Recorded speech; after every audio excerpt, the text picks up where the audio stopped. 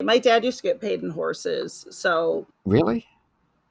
yeah, Dare I ask what he did? he's a lawyer. Okay. Yeah, no, that doesn't make any sense. Mhm. Is this when you were in England? No, well, okay, half and half. But my dad was here. Okay. No, no, no. There it is. My dad was here, and Okay. we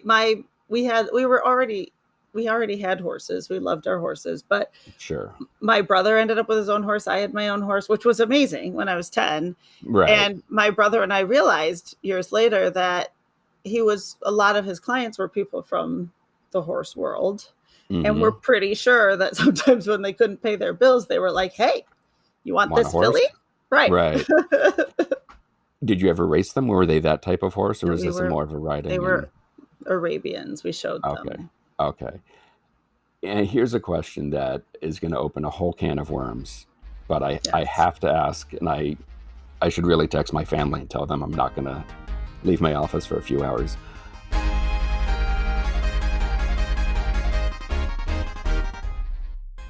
This is Why, with your hosts, Heidi Hedquist and Luke Poling.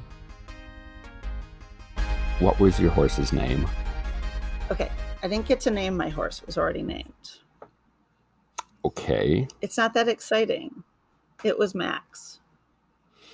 Okay. And Max was what color? Chestnut. Chestnut. Okay. I mean, so that was one that was my horse, but we had right. other horses. And some other ones were named. Did you get to name any of them? No. Well, Because no. well, it sounds like you're trading in fillies and such. I mean, the more expensive horses have papers, and there's the yes, lineage. our horses had papers. Okay, so they and always our one have... horse we showed at and beat Patrick Swayze in his horse. Okay, was Patrick Swayze running against the horse? Because that's what you made it sound like. No, him and no. Okay, we competed in a horse show, and our horse won. And Patrick Swayze said how beautiful our horse was. Wow, because I've heard his horses ran like the wind. Yeah, well, she was like the wind. Right, exactly. Thank you for. You're welcome. Through the trees. Right now, did Max with his papers have his whole lineage of breeding and the sires and all of that? He did, but our horse. Wait, let me finish. Our horse Volt had more papers in lineage. Perfect, but like Max, did it literally show the whole tree and it just ended on Max, or was it like Maxwell Phineas? No, it still wasn't that great. It was from it was from the farm that, or like it was like Wormwood Maxwell or something. That's a dumb name. I told you. High Volt was the other one. High Volt? High Volt. It was High Voltage, but there was another High Voltage. AC/DC fan. We had Stolen Spring. Stolen Spring beat Patrick Swayze. Cody's Cowboy was my brother's pony, and his name was Cody, so that was perfect. Yeah, right. His name was? What's it now? Is. Oh, okay. You said his name was. All right, whatever. And now we call him Gregory. Yes, we do call him Gregory. Yeah. My dachshund had a really long name. Did it have papers? Mm-hmm. And that was my dog in England, from England. Wow. So it barked with an accent. What was its name? So we called him Chartwell. Chartwell? Mm-hmm. Okay. Do you know where Chartwell is? I think I know where this is going, but keep going. So his name was yes, Sir Winston Leonard Spencer Churchill of Chartwell in Kent. Because he was born in Kent. Or was he born at Blenheim? Was that what the Churchill was born at Blenheim? Yes, which is my favorite. That's the house I would live in, is Blenheim. Right. But that's the Chartwell collector's shot glass. I do. I think I have one from both. From our new listeners, knowing that you as a fan collected shot glasses. Yes. Okay. So keep going. As you were. But Chartwell was his house, like with Clementine and all that. I see. But Chart to his friends, what was his? My dog, Charty. Yes, Charty. Okay. Mm-hmm.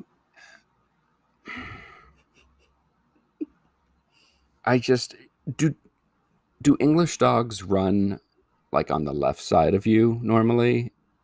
Mm-hmm. Okay. That's where they train them. Right. My And dog they had okay. little short legs. He couldn't run very fast. Right, sure. I don't know. I just have so many questions. How did he spell color? Was it with the With U? a U. Okay. That metal stuff that you would wrap his leftovers in? Not saying it. Aluminium. Aluminium, thank you. Mm-hmm. And then when you said, do you want to go out? Like, I'm going to take you out for, I mean, walkies is the most English thing ever to call it. True. But did you say, like, do you want to go to the loo? Yes. Do you want No, to? we I've heard said, the do you phrase, want to give a go door penny. doors? Okay. Yeah. Do you want to do what? Door doors. That's Okay. what we said. I don't know. It was 9. No excuse. My Okay. cat's Well, I names were feel like, Fortnum and Mason. excuse me, back up. My cat's names were Fortnum and Mason. Fordham? Fortnum. Fortnum. You say that like that makes more sense than Fordham. Well, you knew what aluminium was. Well, yes. You knew where Chartwell was. I'm not a complete, this is not my Ninny? first. What'd you say? Ninny? Oh, okay.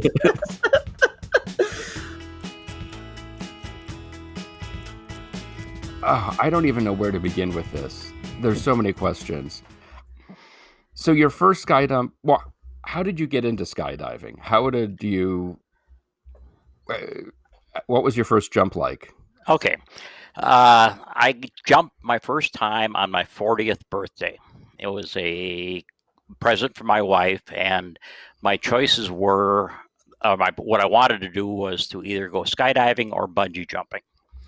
And at the time, there was no place around here where you could make a bungee jump, so it ended up being a skydive. I did the one skydive. It was a static line, the way they used to do it way back when, where you went up to a minimal altitude, got out of the airplane, and there was a line attached to your parachute. So as soon as you fell away from the airplane, you had a good parachute. And I did that, and it was exciting and thrilling and everything else. And I bought the T-shirt. And over the winter, my family started talking about it. And we decided to go on my dad's 65th birthday. And it turned out to be a family affair. And these were all static line jumps. These weren't tandem jumps like you're doing today, like they're doing today. Right. And it ended up being my dad on his 65th birthday, his 60-year-old brother, myself, my 4 younger brothers, and 1 sister-in-law. That's awesome. And we all jumped on the same day. We went through the class. It was a hours-long class, and made the jump that same day. And somebody at my dad's work said something to the effect of, well, anybody can do it once. Takes a real man to do it twice, or something silly like that. And so we ended up making a second jump. After the second jump, my jump master said to me, okay, you've done those 3 jumps correctly. Now you can move on to the next step. And I'm like, what? I can keep going in this sport? This is something I can continue to do? There's a next step? I think that was the moment that I was actually hooked and started skydiving. So what was it that hooked you? What made you just drawn in? The thrill of it, doing something that was just so extraordinary, and being able to accomplish it, because there are some things that's not just like falling out of an airplane. There are some things you have to accomplish in order to do it correctly and not bounce. And the fact that I could do those things in that type of an atmosphere made it really attractive for me. How many dives did it take before your instructor said, all right, you're ready for phase 2? How long do you still get nerves when you jump? And it's been 30 some years, correct? I'm at 26. Okay, I'm bad at math. I went to art school. So 26 years. Do you still get nervous when you jump? No, it's not nervous. It's excitement. There's a lot of the same physiological things that are happening to you but by putting a different name on it and putting a different spin on those things, it turns from fear and trepidation to excitement and anticipation. Wow. So you're jumping, you're getting better at it. At what point along the way does it occur to you, you know what, I could take my pants off? Way back in the olden days, even before I started jumping, when they were jumping underneath the round parachutes, all that did was controlled how fast they hit the ground. So if somebody ended up to the point where they could make 100 skydives, on their 100th skydive, tradition was to make it naked. Okay. So on my 100th jump, I made a naked skydive. And again, been there, done that, bought the t-shirt, even though I didn't wear it. Yeah. And put it away. It was an accomplishment. It's one of my focuses in skydiving is to try as many different things as I possibly can. And okay, I did that. A few years later, and it was a couple of years later, somebody else was doing their 100th skydive. And I got invited to join that. And one thing led to another and ended up being a few more over the years. That's amazing. Now, when you join somebody on their 100th, are you naked as well? Is that part of the tradition? Oh, that yes, you all yes, go? yeah. Okay. Oh, yeah. How often do people hit that 100? Is that sort of where it separates the men from the boys? I know that's a terrible analogy here, and I apologize. Yeah, it is a milestone. If you get to 100, there is a very good possibility that you're going to go on and do the sport for a period of time. The average, we call it lifespan, but it's actually like an activity span of skydivers. It's usually, yeah. It's usually about 3 years. Somebody gets into the sport and they stick with it for about 3 years and they get out. If you've accomplished 100 jumps in that period of time, there's a good chance you'll move on and keep going with it. And at some point in time, life will get in the way and you'll put it down. But it hasn't yet. 26 Not for years. me, no. So prior to that 100th jump, prior to the just taking it all off and doing the jump, had you ever done any other than the traditional things that people do in the buff?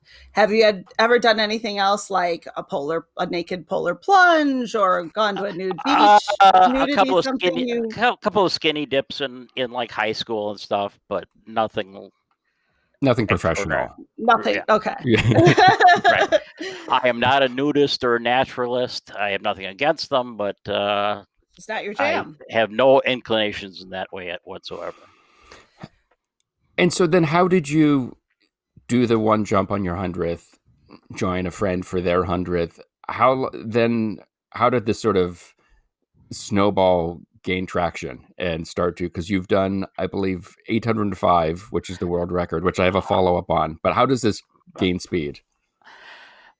There was a person at my drop zone who had previously done more than a few naked skydives.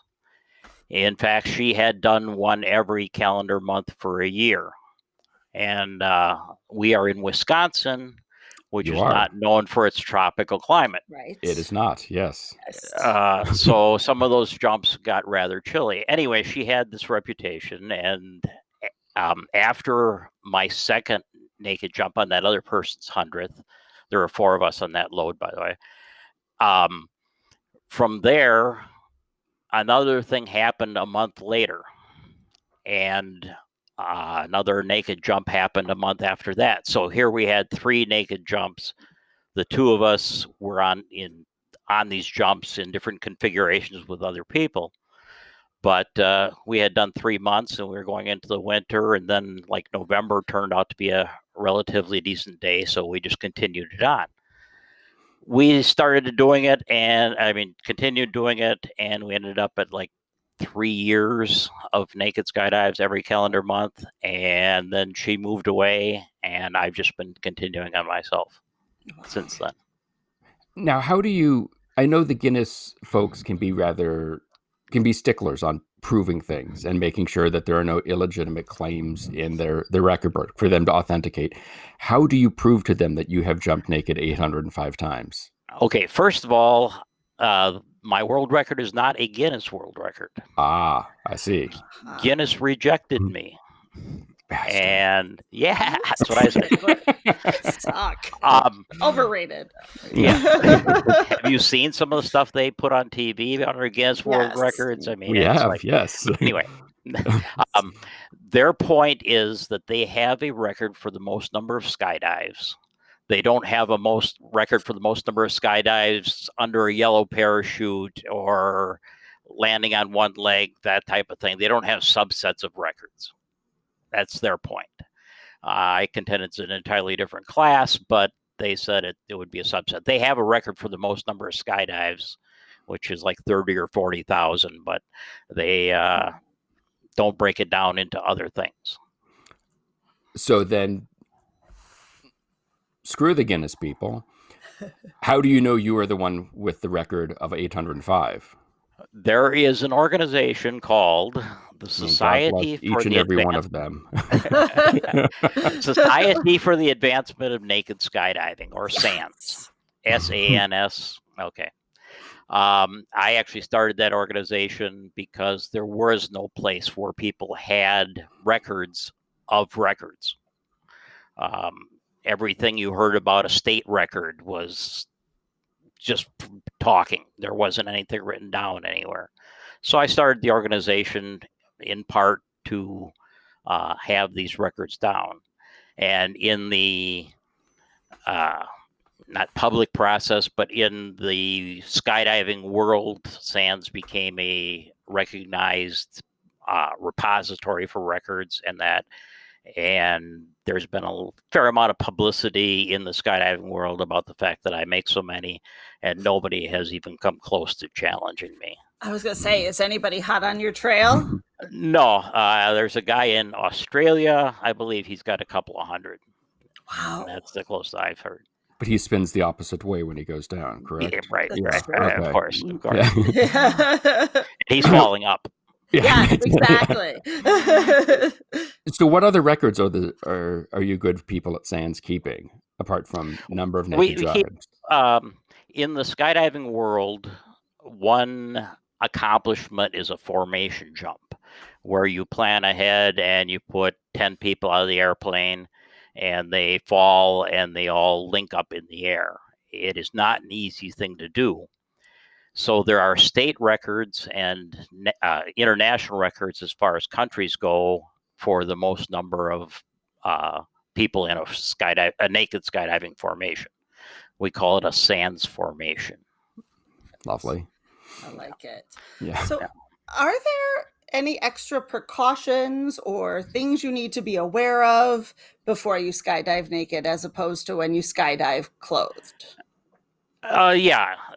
I give a safety briefing before anybody that I jump with for the first time. The most important thing is that you are still making a skydive. You still have to do all those necessary things in order to make that skydive safe. It's just a little extraordinary. And then there's things like fall rates. You fall faster without any clothes on than you do with a jumpsuit on. The fact that in normal skydiving, people use their jumpsuits to regulate their speed or help regulate their speed. And without getting real technical, there are other maneuvers that the jumpsuit will help you do that are not available in naked skydiving. You're on your own. One thing like this is if you have a formation that is flying at one level and somebody is coming in from above, they pick up their speed and then they have to slow down to match the speed of the formation. With naked skydiving, you don't have the brakes that you do. So a lot of times you'll see somebody coming in a little hotter than they should, and they aren't able to slow down. And they end up going through the formation and taking it out. Gotcha. Huh. I always just sort of, I don't know, when you're saying, 100 jump, you do it naked.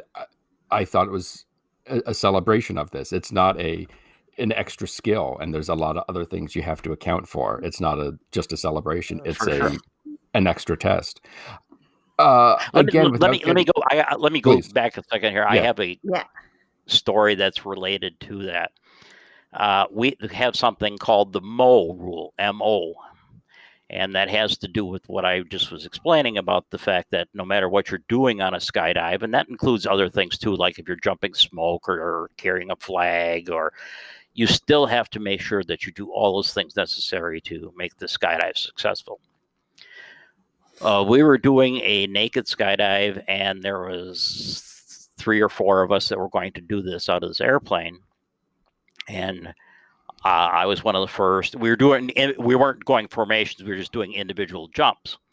And I went first, and I was expecting this young lady to follow me, and I never saw her get out of the airplane, and I thought that was weird. What happened was she jumped out of the airplane, but she still had a seatbelt attached to her harness. We don't use lap belts. Sometimes we use like a single point harness that just clips around or a single point belt that clips around the harness. She had jumped out and was dangling on the outside of this airplane by her seatbelt.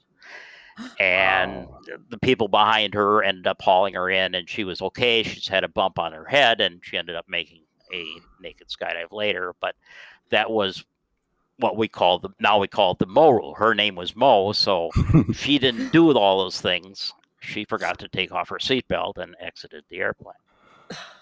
Well, it's nice to have a legacy, I guess. Did she jump after that? Yeah. Did she jump after that? did. Oh yeah, she made a naked skydive after that. Wow. That's yeah. Now, again, without getting too much into the weeds, if you will, jumping naked, there's a few other things that are not tied down that might normally be tied down, let's just say. Correct. How do you deal with that, and does that hurt?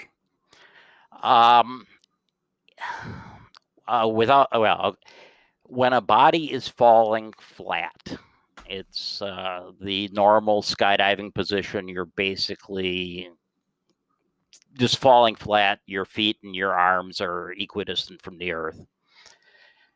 The airflow is such that it does not cause any problems for males or females, because just the way it is. Yes. And females have the advantage of having their breasts actually strapped down by the chest strap. That's part of the harness. So that helps them. There is, after you have completed a formation, the idea is to get as far away from each other when you open your parachutes. You don't want to open your parachute and turn into somebody who's opening their parachutes. Right. So there is a maneuver called the track, and in the track you make your body in a position so you're speeding away from the center of the formation. You do that for 10-15 seconds, or depending on what kind of formation you're in, and then you open your parachute, and theoretically you're away from everybody else. That track can produce a different airflow, which can cause some people discomfort. There isn't anything that we're doing that's going to be painful. Mm-hmm. Well, the cold is an exception, but I mean, as far as the normal naked skydiving that actually causes pain or anything like that. Now, in your 805 jumps, I know you're always aiming for is it drop zone? Is that the right term? Drop zone, landing area. How often have you found yourself away from the drop zone, just you in a parachute, hanging out somewhere? Not very often. Okay. The modern parachute is such that you have a wide range of control, so landing off is not something that is done regularly. You can steer your parachute with the wind, against the wind. It's just you try not to land anywhere else. That being said, it does happen on occasion. There was a jump January, I'm going to say 5-6 years ago. where the weather had not cooperated much that month, and I really needed to make a skydive. And I was on the first load. The winds were howling that day, well out of my comfort range, but not out of my ability range. And I decided to make the jump, and so did a couple other people. And I made the jump, and my parachute was, the wind speed was stronger than the forward speed of my parachute. So I was going backwards. And I backed right up over the drop zone and just kept backing up and ended up landing in a landfill about a half mile away. Oh my gosh. And this was November, and there was about an inch of crusty snow on top of like 8 inches of fluffy snow. And I landed in the middle of this field. So every step I took, we call it post holing, where you're just poking a hole in the snow. I ended up with bloody shins. People had seen what was happening. They saw me backing up over the drop zone, and they were there with a car when I finally got out of the field. But you had to get out of the field. Yeah. Wow. Well, when you're up there and you see things like that happening, there are certain things you can do to steer yourself and put yourself in a better position. We're trained for that, and landing off is not a terrible thing if you know what you're doing. Wow. So what do you want to accomplish next? What haven't you done with this yet? Not recently, past few years, I've been doing a little bit of base jumping, which base jumping is jumping off of a fixed object, either a bridge or a mountain or an antenna. I would like to do a naked base jump, but for me, base jumps are kind of iffy situations because I only do like the legal ones. I'm not the type of guy who breaks into an antenna in the middle of the night type of thing. Yeah. Right. So I don't get a chance to do that regularly, but I would at some point like to make a naked base jump. Is there the same kind of, is there the same sort of level if you do an X number of base jumps, you get to do a naked one, or is it just your own? Yeah, there's only a few people who do that type of. Yeah. Do you kind of work your way up? Do you start with pants and then go to like basketball shorts and then cutoffs and then? You can, but most people, if they're going to do it, they just get into it and do it. Yeah. Fair enough. Do you have a favorite place to jump? Because you've jumped at over 100 locations. Right. I jump at Sky Night Sport Parachute Club in East Troy, Wisconsin, and it's about 20 miles outside of Milwaukee. That is my home drop zone. I'm there just about every weekend unless I'm traveling or going someplace else. So that's your place? That's your favorite? Yeah, sure. Yeah. That's home. That makes sense. So this is not an inexpensive thing for people to get into, correct? Skydiving? It's all relative, but any sport you get into is going to cost you some money. Sure. If you take up motorcycling or even bowling can get expensive when you get into it. Oh, yeah. There's training involved. You just can't start jumping on your own after 5 jumps. It's 25 jumps before you can jump by yourself. And those all cost money. So you figure I'm roughly going to say $2,500, something like that, for the training to get to a point where you can jump on your own. Sure. And then there's the parachute and the related equipment itself. Again, starting maybe $2-3 grand for used gear, and you can go nuts on it and spend tens of thousands of dollars. Sure. Once you have your license and your own gear, a skydive can cost anywhere from, I think our lowest one is $14 to $23 for somebody who goes all the way up in the big airplane to 13,500 feet. Wow.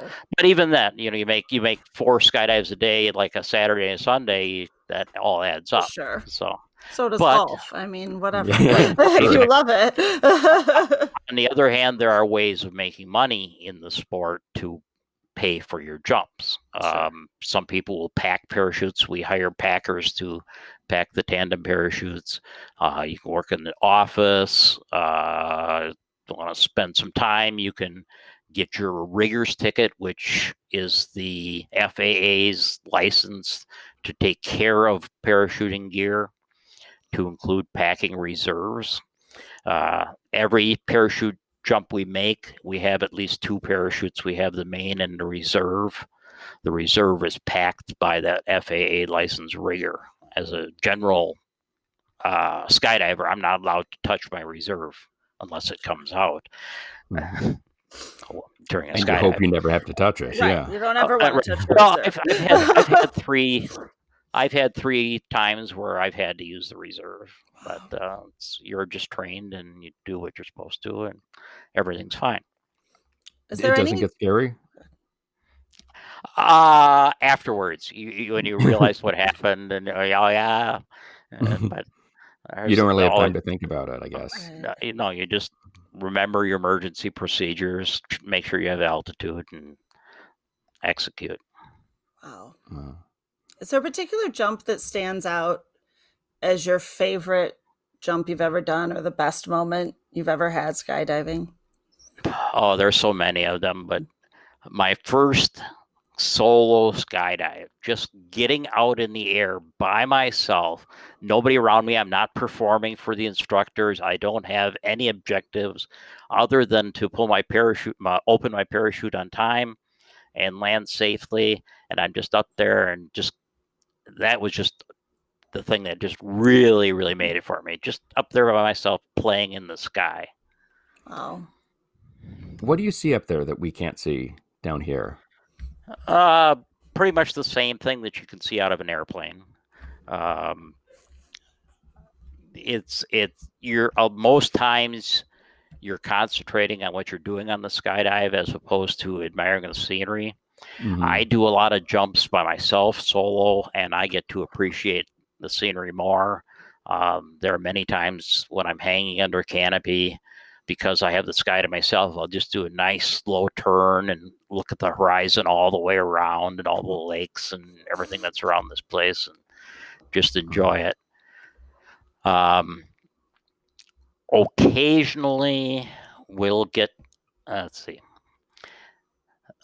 we are not legally allowed to fly into clouds. We have to stay 1,000 feet away from them. Mhm. Occasionally, because a cloud sneaks up underneath you, you'll get closer to it than that. That's just such a beautiful thing to see a cloud going by just at 120 miles an hour, and you're just falling right beside the edge of it. Wow. I have heard that if you go through a cloud, it's an awesome thing too. I would never, of course, have had that happen to me, but I have No. heard that what happens is that you're falling at this object at 120 miles an hour. And as you get closer, the butt cheeks slam together, and it's like, you tense up, but it's just falling into fog. And, you go through it, and then it's beautiful below it, and it's great. Wow. For more information or to join the Society for the Advancement of Naked Skydiving, you can check out their website, which is at thesands.org.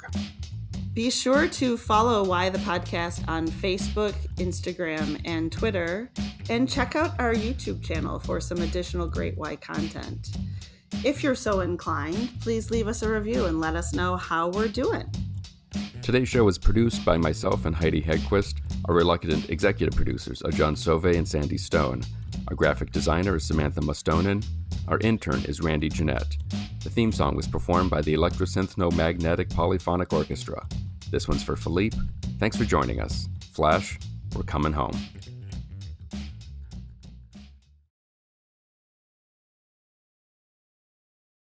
Nigel, is that you? Are you here, Nigel?